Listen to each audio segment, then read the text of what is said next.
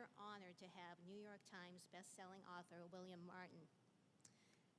William Martin is the best-selling and award-winning author of 12 books, including 2 enduring Massachusetts classics, Back Bay and Cape Cod.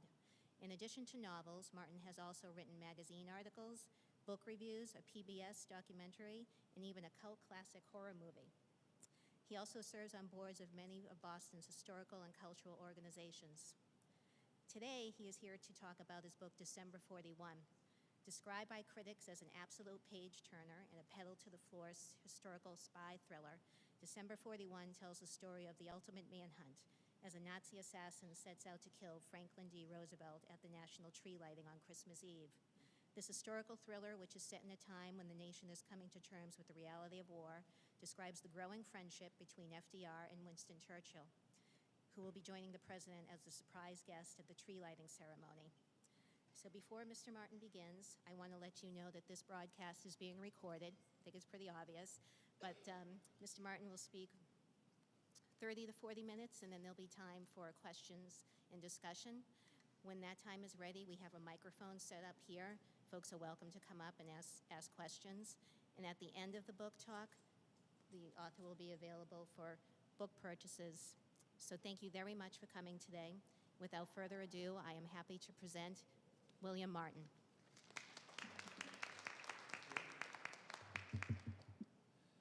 Can you hear me?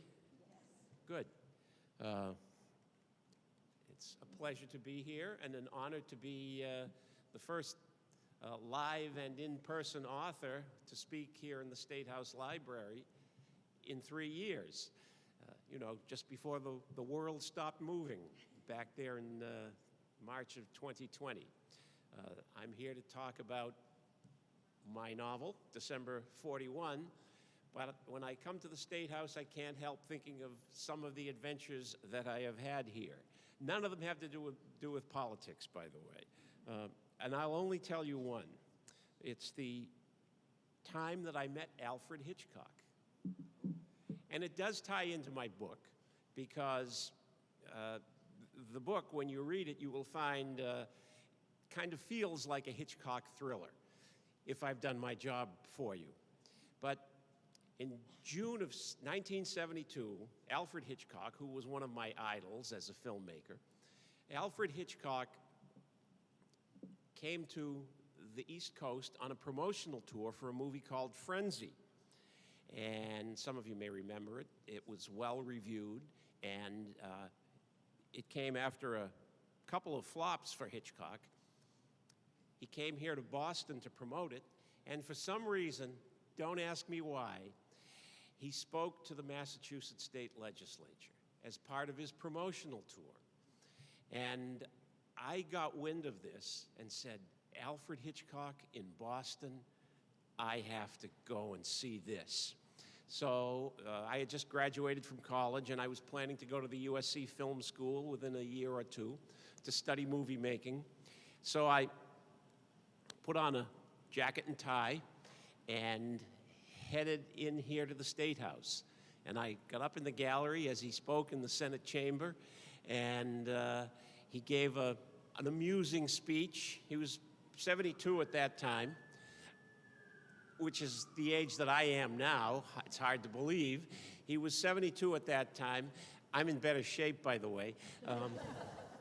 And he gave an amusing speech, at the end of which he said, and this had to be his closing line almost everywhere, but I think he thought it was very appropriate speaking to the room in which he was standing at the moment. It is said that there is a murder committed in the United States every 60 seconds. I must leave now because I would not want any of you to miss your appointed rounds. And he walked off. He got a big laugh, he got a hand, and he walked off, and I thought to myself, how do I get closer to him than being up here in the gallery? So I went downstairs as he was being ushered off into, I think, the Senate President's office, and I walked down and I peered in the office. There was some activity in the outer office, and so I just walked in. having learned from my father that the best thing to do is, if you want to get into something, just walk in like you own the place. So I walked in, and I stood there, and I looked around, and there was no Hitchcock. But there in the inner office, sitting in a chair with his hands across his stomach, looking rather bored, in his black suit and black tie and white shirt, sat Alfred Hitchcock, surrounded by politicians, none of whom were talking to Alfred Hitchcock. And I said, well, I'm going to talk to him if nobody else will. And I walked right up to Alfred Hitchcock, shook hands with him, told him how much I loved his movies, and told him that I would be in California soon. I wasn't sure quite when. And at that time, I hoped that perhaps I could have the opportunity to sit down with him and talk with him at greater length. And he said, well, you be sure to do that when you come to California. And at that point, the crowd swirled around him, and I was satisfied. I had met one of my idols. And then he was ushered up and out toward his limousine, which was parked here under the automobile entrance here. And people were stopping him all along the way for autographs. And I'm not an autograph hound, but I have to say that as he was moving down the hallway, just before he got into the limo, I thrust a piece of legal pad in front of him, and he signed his autograph. First, he drew one circle, then another circle, and then a third for the little nose, the whole Alfred Hitchcock profile that was so famous on his television shows. And he handed that to me, and I still have it. And I will show it to you if you want to see it, because I have it on my phone. I will show it to you if you want to see it after this afternoon's remarks. But that was one of my most memorable visits to the Massachusetts State House. Then, of course, there was the day when I decided that I wanted to remake a photograph that I had seen from a book in 1859, a view from the State House dome, the top of the dome, outside the cupola, looking down Beacon Street, which was then the Mill Dam, out onto the Back Bay, which of course then was an entirely snow-covered marsh. And I got up there on one of the coldest January days you could imagine and got out of the cupola onto the little railing and took the picture up there. That was in 1980. All I did that day was just walk in and say, hi, I just finished a novel called Back Bay, and I want to take some pictures of the Back Bay. And the security guard took me to an entrance, a little door. He opened the door. He said, well, you walk up there, don't trip. You walk, just be careful. And when you get up to the top, just make sure you close the door behind you. That was it. And I walked up through the catwalk between the two domes and took that picture. I tried to remake those photographs about 20 years later, and it took me 2 weeks after 9/11 to get the permission to get back up there. And when I did, I was unable to reproduce the angle because I couldn't get out of the little interior cupola out onto the railing again. Probably all for the best. But back to Hitchcock and back to my novel. We'll talk about Hitchcock later. This book was born in a movie theater. Every novel I've written has had a different genesis. Back Bay, which I just mentioned, was born in a 4th grade geography class at the Robert Gould Shaw School in West Roxbury, where Miss Houghton, our teacher, described for us the filling of the Back Bay and how today you could dig down into the basements of those old buildings, into the landfill of 150 years ago, and you might find trash then that's treasure today. And in the 4th grade, I thought to myself, what if there was real buried treasure under there? And 20 years later, after I'd been in Hollywood for a while, beating my head on the wall, I trotted that idea out. Buried treasure beneath the streets of Boston. And Back Bay became a bestseller for 14 weeks on the New York Times bestseller list, and I never had to have a real job again.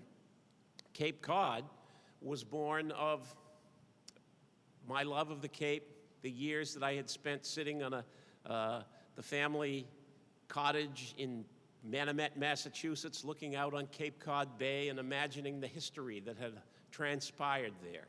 And when the day came along that I was going to write a novel, I decided to write it about the Pilgrims and the lost log of the Mayflower.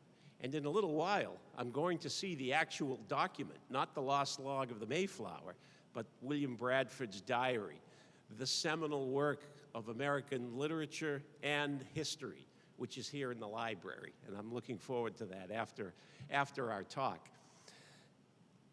This book, as I say, was born in a movie theater right across the street over there at the theater on Tremont Street, which, by the way, has been the site of a theater in Boston since 1792, since theatrical performances were finally made legal, which, believe it or not, took until 1792, public theatrical performances in Boston. It was the movie Darkest Hour with Gary Oldman as Winston Churchill, and the moment comes in that movie where Winston Churchill goes down into the basement of the War Department headquarters to a secure telephone. He's all alone. It's the midpoint of the movie, the darkest hour for the character. He picks up the phone and calls Franklin Roosevelt and asks Roosevelt if Roosevelt can do anything to help him, because it's May of 1940. France is falling. The Wehrmacht is moving on Dunkirk. The Germans are about to erase British military might in Europe. Something has to be done. Please, Mr. President, can you help us? And Franklin Roosevelt says, I can't help you, Winston. American politics ties my hands. And Churchill hangs up and slumps in despair.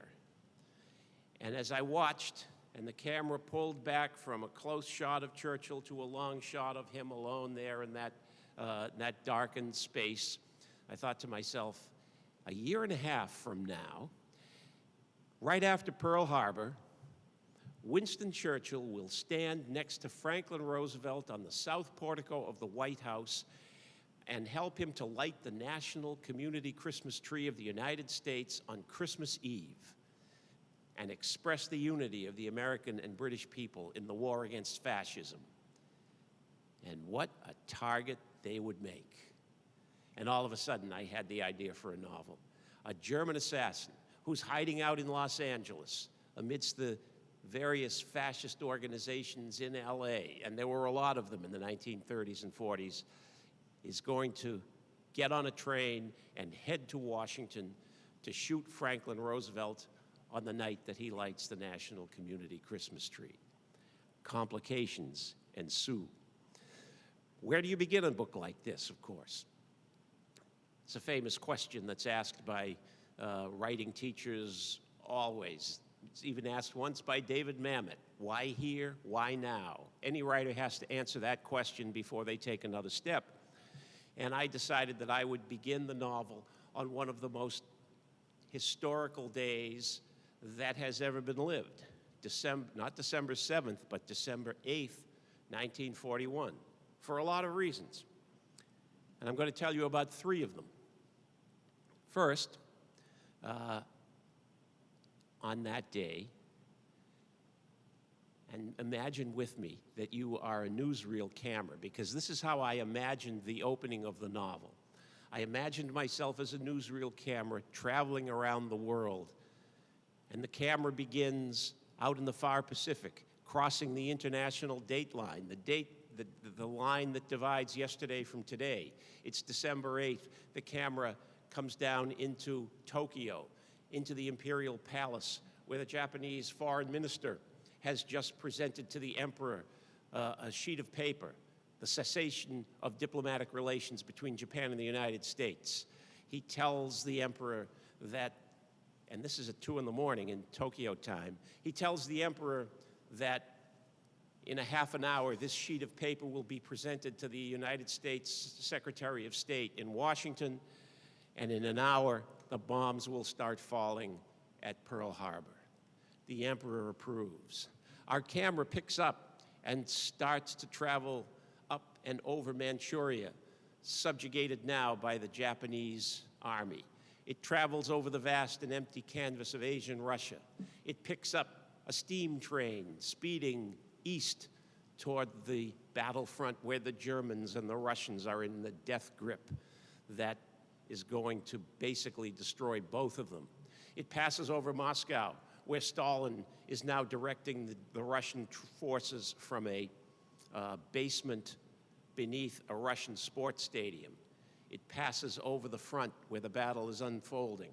It passes now over Ukraine, over the vast pine forests of East Prussia, and down into a dank concrete complex of buildings, the Wolfschans, Adolf Hitler's Eastern Front command post. Now, on the night of December 7th, Adolf Hitler is in a bad mood. He's in a bad mood because the Russians have finally counterattacked after 6 months of collapse. The German army, a week earlier, had been within 12 miles of Moscow, and Hitler had been speaking of a victory parade, and now the Germans were falling back. Now he was grousing about the fact that his generals were not up to the winter crisis. And he's in a very bad mood. And then word of Pearl Harbor arrived, and as Goebbels would later write, the Fuhrer brightened immediately. Now we cannot be defeated, he said. Now we have an ally who has not lost a war in 3,000 years. The next morning, on December 8th, he told Goebbels to convene the Reichstag because he was going to make an important announcement later in the week. Our camera picks up, passes over France, passes now into England, circles down to the place called Chequers, where the Prime Minister has his weekend retreat. On the night of December 7th, Winston Churchill is sitting at the table telling a story around dinner to a couple of people when his butler comes over and whispers in his ear. Churchill immediately jumps up, runs upstairs, grabs the telephone, calls Washington. "Mr. President, what's all this I hear about Pearl Harbor?" To which Roosevelt replies, "It's quite true, Winston. We're all in the same boat now." And Churchill, as he would write later, said, "I went to bed contemplating the vast military, industrial, and economic might of the United States, and I slept the sleep of the saved and thankful. England would survive." In the morning on December 8th, he tells his staff to convene Parliament. He is going to declare war on Japan immediately. Of course, he has a plan as well to try to persuade Franklin Roosevelt as quickly as possible to declare war on Germany. The camera picks up and crosses the vast, roiling Atlantic, prowled by U-boats and sinking convoys. It passes down into Washington through the heavy, cold, gloomy mist that sits upon Washington, D.C. on the morning of December 8th. It passes through the window of the White House on the second floor and picks up Arthur Prettyman, the president's butler, as he's heading to the president's bedroom, carrying the clothes for the day, swallow-tailed coat, striped trousers. FDR considers the speech he is about to make so important that he is going to dress as a diplomat that day, dress in a special wardrobe in order to deliver it. Arthur Prettyman walks into the bedroom, and Roosevelt, as it was every morning, is sitting up in bed. He's editing his speech. I like to think he has just made the most famous edit in the history of American rhetoric. He has crossed out the words "in world history" and replaced them with the words "in infamy." He finishes the speech, and then he gets dressed. It's a process that takes an hour for the president, who, of course, has polio, though very few Americans fully understood the extent of his debilitation, because he would never appear except standing in front of them. When he was at a podium, he was standing. When he was moving from a vehicle to the wheelchair, or to the wheelchair, from the wheelchair to a vehicle, no photographs were ever taken of him. The press was respectful of this debilitation. However, in order to be able to appear to stand, he had to wear braces. 5 pounds of stainless steel on each leg, with leather straps securing those braces at the thigh and a larger leather strap around the hips. It may not sound like a lot to you, 5 pounds on each leg, but if you have no muscles below the hips, it is an agony to move in these braces, and yet he appeared always upright in those braces as long as he had a cane and somebody's arm to hold on to. He gets dressed, it takes an hour.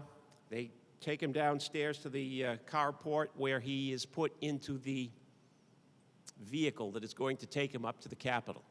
Now, there's an urban legend, and I think it's true, that the car that they used that day was Al Capone's limousine. The reason for this is that while there was an order in with Ford Lincoln for a couple of armor-plated limousines for the president, they had not yet been arrived, and suddenly they had a war. Well, over at the Treasury Department, where they got Al Capone for income tax evasion and confiscated so much of his wealth, they had the car. So they sent it on over. The president got in the car, 3 Secret Service agents on each side. The vehicle started up Pennsylvania Avenue. There were Secret Service snipers on the roofs of the buildings. There was a large crowd along the street, but very quiet. There were soldiers every 5 feet. As we read in primary source documents about this morning, there had never been such tension in Washington, D.C. since Abraham Lincoln took the ride alone in March of 1861 to the Capitol to be inaugurated as president. FDR arrives at the Capitol.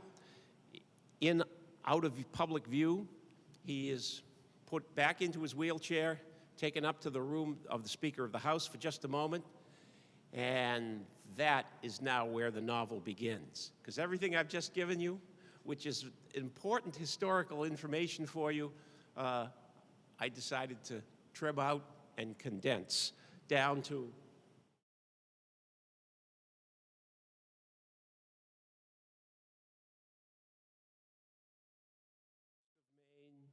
they were listening. Down on Wall Street, trading stopped so they could listen. On assembly lines in Detroit, they were taking long lunches so the auto workers could listen. In Chicago, the butchers stopped slaughtering in the stockyards to listen. In Kansas and Nebraska and Iowa, where they grew corn and wheat enough to feed the world, now that the rains had returned and the dust had stopped blowing, the farmers were listening there too. In all the places where the muscle and sinew of America bound one state or town or family to another, they were listening for the warm baritone and patrician inflections that somehow never sounded too upper crusty coming out of the radio. Because America had awakened that morning to the cold reality of war. War in every time zone. War encircling the earth. War once more as the original human fact. In Hawaii, U.S. Navy battleships burned beneath great funerary clouds of black oil smoke. In the far Pacific, Japanese troops attacked along every line of latitude and longitude. In swirling blizzards of blood and snow, Russians and Germans slaughtered each other before Moscow. Across Europe, jackboots echoed and resistance guttered, while U-boats stalked freighters on the roiling gray Atlantic. But Americans were listening because Franklin Roosevelt was about to make sense of it all. In Washington, the CBS radio announcer was describing the packed House chamber, the tense atmosphere, when suddenly his voice rose. Now, ladies and gentlemen, the president is appearing and moving toward the podium.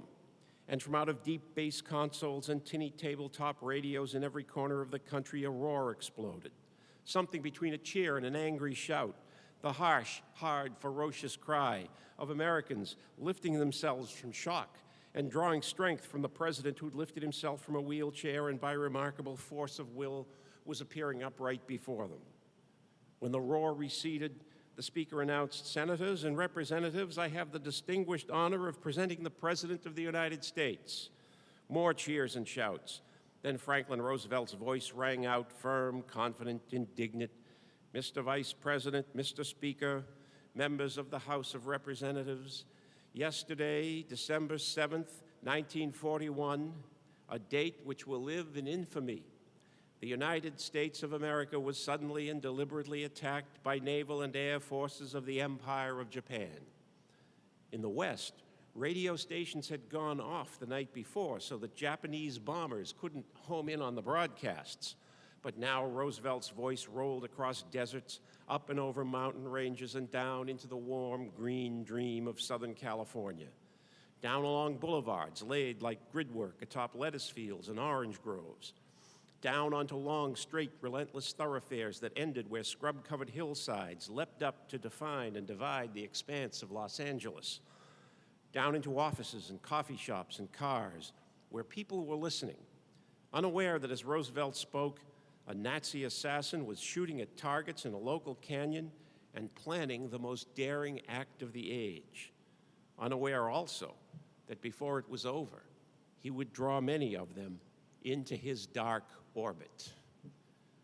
I guarantee you, if you read that first page, you'll read the second page and you'll keep going. I promise you. But now we're in Los Angeles where the book begins. December 8th. Why does it begin on December 8th in Los Angeles? Well, long before I thought I'd write this book, I read an article in Smithsonian Magazine about a place that you can still visit if you know where to look. It's off of Sunset Boulevard in Pacific Palisades. The entrance to the Riviera Country Club is on your left, the famous golf club.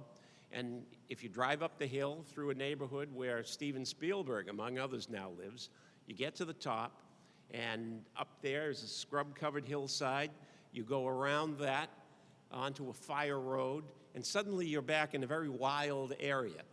And you'll soon come to a chain-link fence that encircles or encloses 55 acres of scrub brush and bay bush and kinds of trees that they have in California, in those dry California mountains. And down at the bottom of two concrete staircases that go all the way down there, you will find power plant, fuel tank, water tank, terraces for gardens, a place that was built by fascists in Southern California in the 1930s for the Silver Shirt League, the Friends of the New Germany, the Ku Klux Klan. All of those groups went down in there and spent time and drilled and worked out and got ready for something that they called Der Tag. That's what the Germans called it. Der Tag was to be the day when German Americans and all their friends across the United States would rise up, shoot all the wrong people, and put the right people in power. This was a plan. It wasn't a plan, but it was a dream. And they had actually, this group, they had actually engaged an architect to build a 40-room mansion and design a 40-room mansion. And you can still find the plans today at the UCLA archives. That was to have been Hitler's Western White House. These people were real, they were scary, they were bonkers, they were in close contact with the Germans in Berlin, and they hatched many plans that would shock you if you heard about them, such as, and most of them didn't come to pass, but at one point they talked about collecting weapons, using American veterans from World War I, disaffected veterans, and having them collect weapons from the armories where they might still serve in the reserve units, and bring those weapons to a central place so that they'd have them ready for Der Tag. Another plan was to kidnap Louis B. Mayer, Harry Cohn, Samuel Goldwyn, and a lot of other, Jack L. Warner, a lot of other Jewish movie executives on their way to work, all on the same day, and take them up to a place called Hindenburg Park, up above Los Angeles, and hang them all. As I say, they were bonkers, but they had their hands on cash coming for Germany. They could distribute it to people who were up to no good, like the anti-hero in my novel. And so they were a great place to focus my story at the beginning, because the FBI raided that place called the Murphy Ranch on December 8th, 1941. Early in the morning, the FBI arrested about 250 Japanese nationals that day. Then they started rounding up the Germans, and many of them were down in that canyon. In the opening scene of the book, they arrest everybody there except for one guy. He gets away, and he's the guy they should have caught, because he's the one who's headed to Washington. And the rest of the book will become the chase to find him and track him down. Another reason that I chose December 8th, 1941 to start this book was that it is also a very significant day in the history of American culture. Not just popular culture, but the actual culture of this nation. Because on that day, December 8th, a mailbag arrived at Warner Brothers in Burbank, which had been sent out on Friday from New York. It arrived in the story department. It contained, as always, once a week, the delivery of books and plays that the story editor in New York thought would be worth examining for potential purchase in Hollywood. And one of the pieces of material that arrived that day and was assigned to a young reader to do coverage, which is the term that's used when a young reader writes a synopsis and offers an opinion on the piece of material in question, does it for $1.12 an hour in 1941. The piece of material that arrived that day was a play called Everybody Comes to Rick's. Now, some of you may recognize the title, Everybody Comes to Rick's. The rest of you know it as Casablanca. And within 3 days, a young reader, as his last assignment before he went off into the war effort, a young reader read it, thought about it, tried to cast it in his mind with people like George Raft and Mary Astor and maybe Ronald Reagan. And then on Thursday, December 11th, he submitted the report saying, excellent melodrama, colorful, tense mood will make an excellent movie. And I thought to myself, how amazing it is that this war movie, maybe the greatest of the war movies of the 1940s, that doesn't have a single battle in it, but is all about the growth of these characters who are coming to face the demands of this new world where they're in this death struggle with fascism, how great that it arrives on that very day in Hollywood. So I use that as a little subplot. One of my characters is actually the reader who writes that report. Of course, he gets into a lot more trouble than that reader ever did. And while I don't try to parallel the movie in any way, I do try to pick up on one scene in the movie and use it thematically in the rest of my novel. It's the scene where Bogey is sitting in the bar at night with the bourbon bottle. Sam is in the background tinkling on the piano. Bogey has just met Ingrid Bergman, Ilsa, for the first time in years. She's left. The place is dark. The crowd is gone. Bogey's getting drunk. And he says, Sam, it's December 1941 in New York, in Casablanca. What time is it in New York? And Sam says, I don't know. My watch has stopped. And Bogey says, I bet they're asleep in New York. I bet they're asleep all over America. And then, of course, he bangs his hand on the table and says, of all the gin joints in all the towns in all the world, she has to walk into mine. But the idea is that they're asleep all over America on December 6th, 1941. And by December 8th, 1941, they are being called upon to awaken to this new world reality.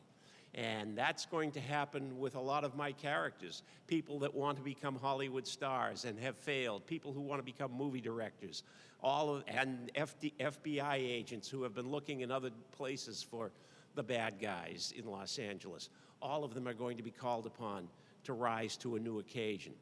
That's why the book, you will find, is steeped in 1940s culture. You are going to feel as if you are in a black and white movie as you're reading it. The beginning is film noir in Los Angeles. The middle section is the train journey across America. And how many movies have you loved in which there is a train journey in the middle of the story? And at the end, you're going to be as if you were in the midst of a Hitchcock movie like Saboteur or North by Northwest.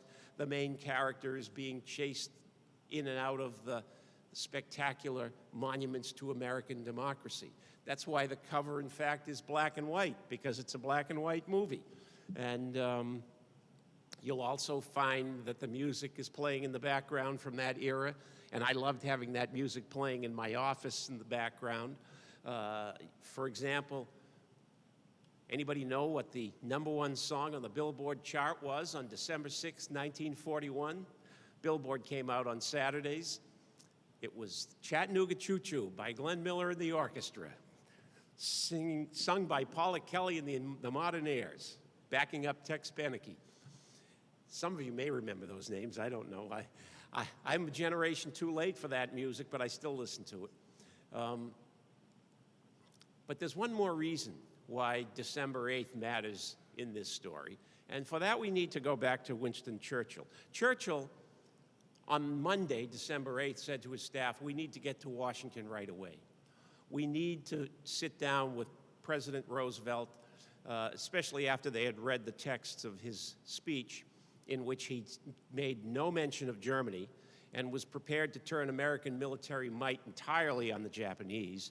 Churchill said, we must get to Roosevelt now and persuade him that it's time to fight the two-front war.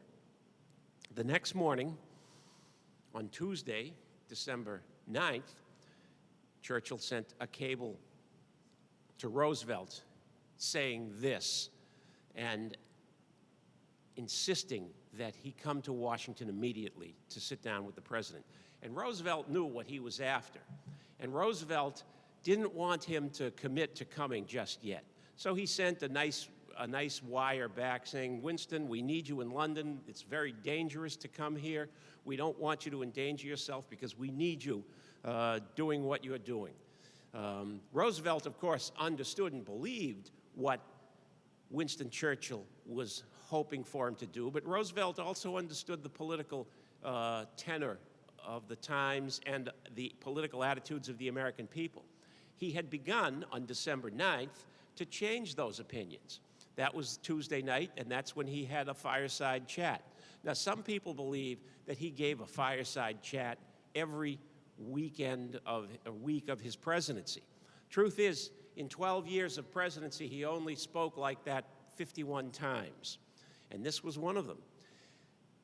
The end of his presentation, he said to the American people, after talking about the war in the Pacific, it would ill behoove us to defeat Imperial Japan, only to turn our backs and find that Germany and Italy were in command of the rest of the world. He was getting ready to move the American people in the right direction. And the following day, he relented and told Churchill, all right, come on ahead, come on over, and we will have our conference. On Saturday, the 13th, Churchill boarded the British battleship HMS Duke of York for a 10-day crossing to the United States. They didn't want to fly because of the dangers of flying and the need for refueling in Newfoundland, where he might be socked in with fog for a week. So they went on the battleship. They crossed the German U-boat stream. They got out across the Atlantic. Seasickness was terrible. The seas were horrible. Churchill's staff was suffering. Churchill dosed himself with Mothersill's seasick remedy every day. He entertained himself by reading things like C.S. Forester's novels, watching movies. One of his aides fell and broke an arm. Another fell and hit his head and had a concussion. Churchill would write to his wife, "These are the 10 worst days I have spent in the war."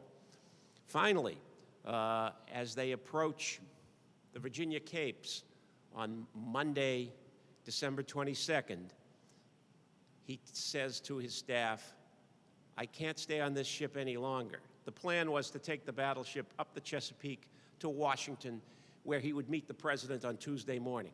He said, "Get me a plane right now." They got him on an airplane that night, about 5 o'clock in the afternoon, at the Norfolk Naval Air Station in Norfolk, Virginia. 6 people on the plane in addition to the pilot: Churchill, Tommy Thompson, his bodyguard, his doctor, Lord Moran, and Lord Beaverbrook. 4 people on the plane. The plane takes off. It's an hour's flight up to Washington.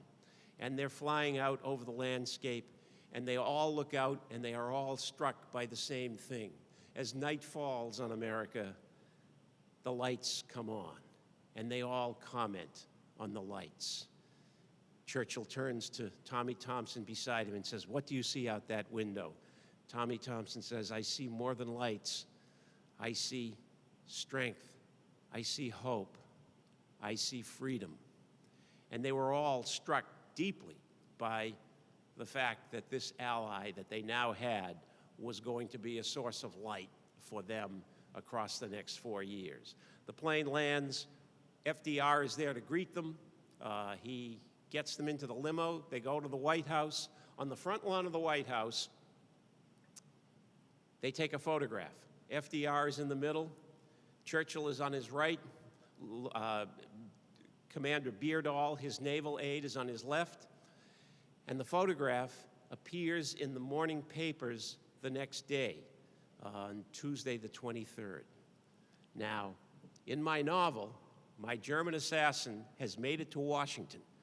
You don't write a novel like this with a target like that on the cover and not have the bad guy get to Washington to look through that gun sight. So I'm not giving anything away. The German looks at the picture and he says, "My God, I can get them both.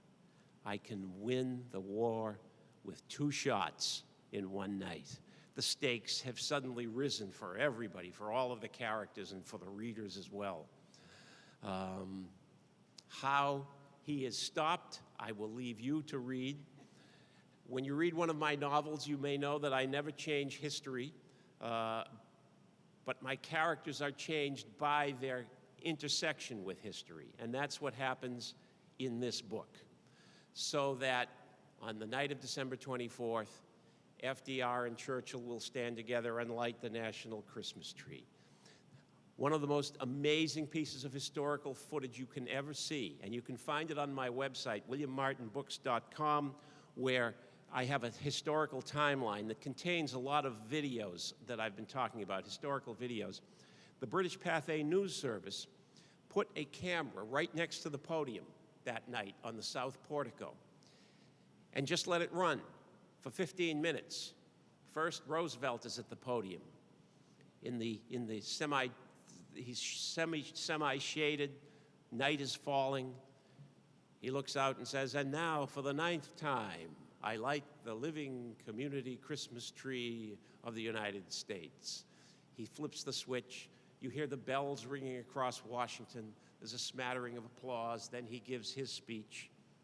Then Churchill is asked to say a few words. And they are a few powerful, rhetorically resonant words, as you would expect from Churchill, talking about the significance of Christmas Eve in such a dark time. And he concludes, "So let the little children have their night of laughter and fun. Let the gifts of Father Christmas delight their play. Let us grown-ups join in their unstinting pleasure before we return again to the stern task and formidable year that lies ahead.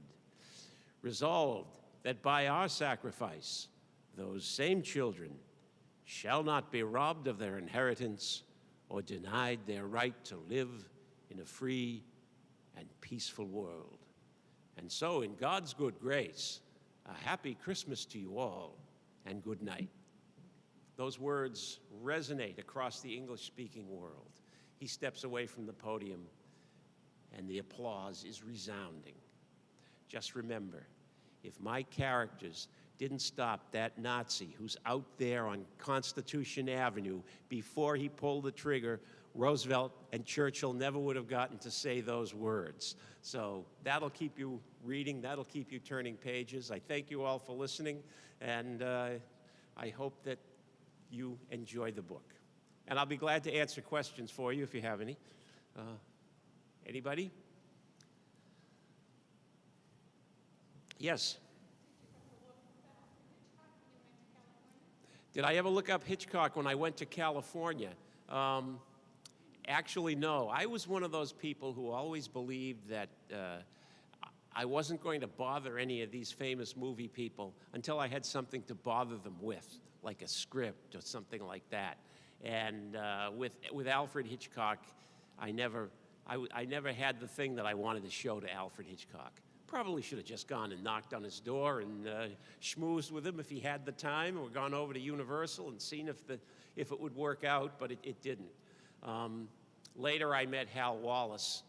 I won the Hal Wallis Screenwriting Fellowship with a book that became my 11th novel, Bound for Gold. It was a screenplay, and it won the fellowship in 1976, so I got my name on the cover of Variety, and got to meet the great man himself, who actually produced Casablanca, who actually came up with the line, Louis, this is the beginning of a wonderful friendship.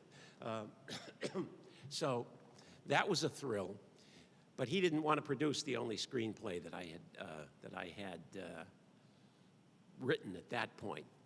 And I saved it and made it a novel many years later.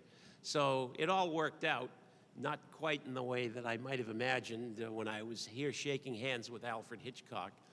But here I am, all these years later, still writing novels and still telling the kinds of stories that I've always wanted to tell.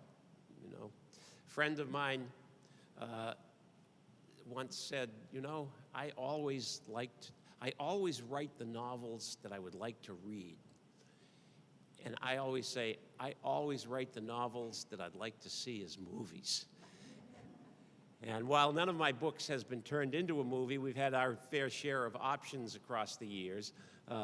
It's a very difficult winnowing process with books and movies when you consider that there are about 30,000 fiction titles published in this country every year, and there are a lot fewer movies than that.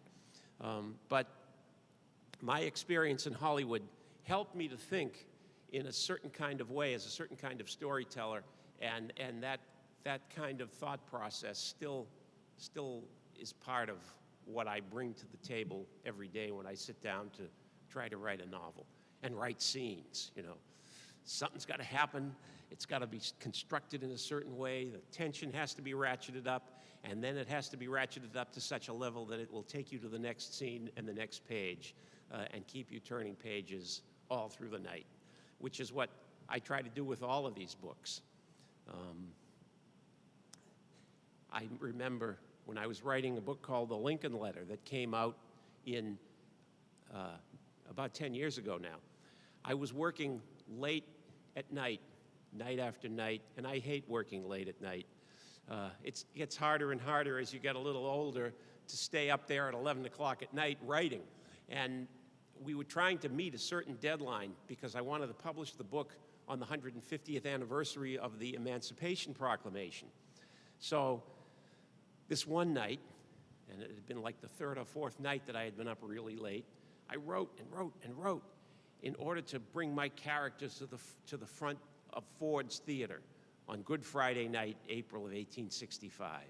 My character gets out of the coach, looks up at the facade of the Ford's Theater, looks up at the big gas lamps, looks at the soldiers who were playing cards on the stoop, and I said, oh, good, it's midnight. Now I can go to bed. I've finally gotten them to Ford's Theater. I'll pick up in the morning. And just then, the front door of the Star Saloon banged open, and this actor walked out and walked up the street and stopped in front of the theater and turned to me in the eyes of my character and looked me in the eyes and said, you don't want to go to bed yet, Bill. Come on inside and see what's going to happen now. And so the camera of my imagination followed John Wilkes Booth through the theater entrance into the foyer, up the stairs into the dress circle, where my character has one thing to do and Booth is about to do another. And I stayed up until the middle of the night in order to finish that scene. And I guarantee you that when that German looks through that gun sight, you're going to stay up until the rest of the night in order to finish reading this book. So thank you all for listening, and I'm honored to be the person who re-inaugurates the speaker series here in person. Thank you.